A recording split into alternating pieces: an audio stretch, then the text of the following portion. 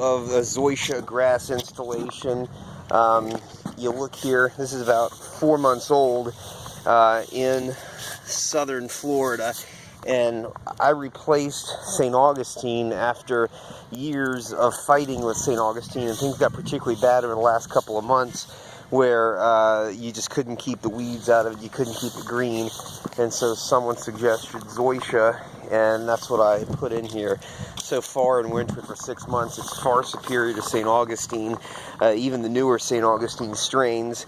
And I think part of it is the hand mowing. That was one of the things they expressed to me, that when you install it using a rotary motor in order to keep the thatch or the cut grass in there and to keep the bed really nice and thick is essential, as opposed to doing a regular cut with a motor. The other thing too is I stopped using a lawn service, because you find that what happens when they mow all over the place, they bring all kinds of weeds and other things in, and doing it yourself, quite frankly, gives you more opportunity to examine it. But over here you'll see where it does well in a really sunny area.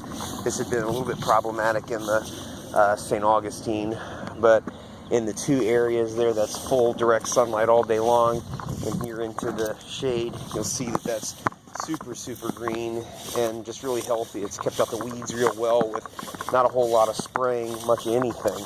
And again, I think part of the secret here is a good old-fashioned hand rotary mower that keeps it nice and trimmed and keeps that thatch in there to fertilize it and keep all the weeds and everything out.